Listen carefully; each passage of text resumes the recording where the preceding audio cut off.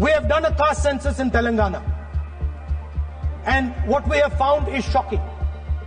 Almost 90% of Telangana is either Dalit, Adivasi, backward, or minority. Almost 90%.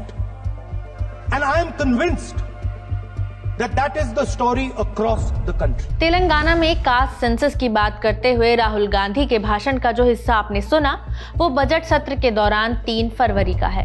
Rahul Gandhi के इस भाषण के अगले दिन यानी 4 फरवरी को तेलंगाना के मुख्यमंत्री रेवंत रेड्डी ने विधानसभा का विशेष सत्र बुलाया, जिसमें एक प्रस्ताव पारित किया गया। प्रस्ताव में केंद्र सरकार से आग्रह किया गया कि तेलंगाना के जाति सर्वेक्षण की तर्ज पर पूरे देश में कास्ट सेंसस कराई जाए। कास्ट सेंसस की बात राहुल गांधी और कांग्रेस लोकसभा चुनाव के पहले से करते आ रहे हैं।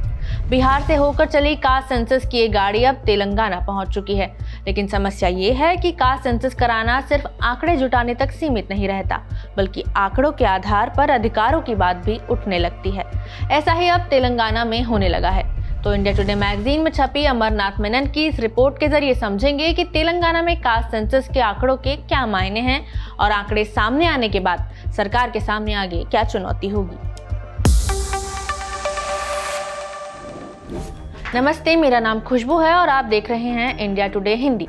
तेलंगाना की जाति गणना 50 दिनों में पूरी हुई और इसमें 96% से ज्यादा आबादी को शामिल किया गया। इसमें ये बात सामने आई कि राज्य की आबादी में पिछड़े वर्ग की हिस्सेदारी 56% है।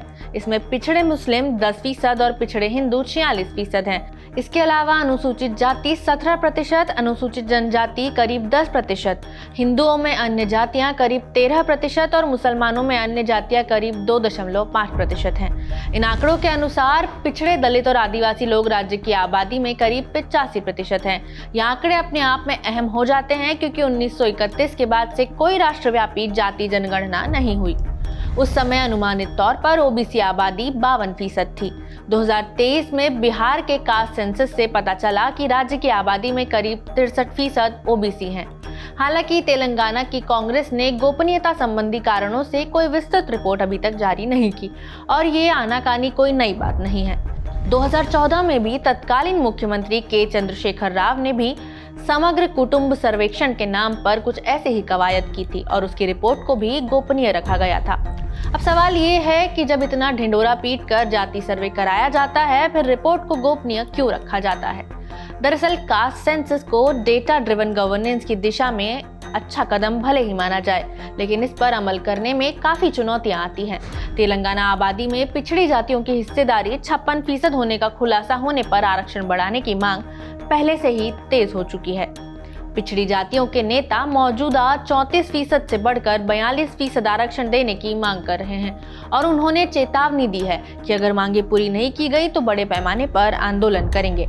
इसके अलावा अनुसूचित जातियों का उपवर्गीकरण इसकी जटिलता को और बढ़ा देता है। तेलंगाना सरकार ने जस्टिस शमीम अख्तर आयोग की सिफारिशें स्वीकार कर ली हैं, जिसमें 59 एससी उपजातियों को 3 समूहों में बांटने और 1+9+5 के आधार पर 15% आरक्षण देने का प्रस्ताव रखा गया था। हालांकि सरकार ने क्रीमी लेयर यानी एससी वर्ग के संपन्न लोगों को आरक्षण से बाहर रखने की आयोग की सिफारिश को खारिज कर दिया है। अब सरकार नए आंकड़ों के आधार पर आरक्षण की व्यवस्था में कुछ बदलाव करना भी चाहे तो इसमें कानूनी चुनौतियां बाधा बनने लगती हैं। आरक्षण पर सुप्रीम कोर्ट की 50% की सीमा एक बड़ी बाधा है। इसके अलावा बैकवर्ड क्लास के तहत 4% मुस्लिम आरक्षण का मुद्दा अभी अनसुलझा है, जिसे सुप्रीम कोर्ट में चुनौती दी गई है। ऐसी तमाम बाधाओं के बावजूद रेवंत रेड्डी ने स्थानीय निकाय चुनावों के लिए पार्टी के नामांकन में पिछड़ा वर्ग के लिए 42% आरक्षण के अलावा शिक्षा और रोजगार में भी आरक्षण बढ़ाने का वादा किया है। केवल चुनावी फायदे के लिए इन आंकड़ों का इस्तेमाल करना कांग्रेस के लिए मददगार साबित नहीं होगा। अगर वो इसका उपयोग मानव विकास की दिशा में करती है तो पार्टी को इससे दीर्घकालिक फायदा हो सकता है। कास्ट सेंसस की असली परीक्षा यही होगी कि सरकार इन आंकड़ों को सार्थक कदम उठाने की दिशा में कैसे इस्तेमाल करती है। इससे ही ये पक्का होगा कि कांग्रेस सही मायने में समान विकास के लिए प्रतिबद्ध है और जाति समुदाय के समूहों की जरूरतों को पूरा करने के प्रति गंभीर है या नहीं। कास्ट सेंसस की पॉलिटिक्स पर आपकी क्या राय है, हमें कमेंट बॉक्स में जरूर बताएं। इस वीडियो में इतना ही, शुक्रिया।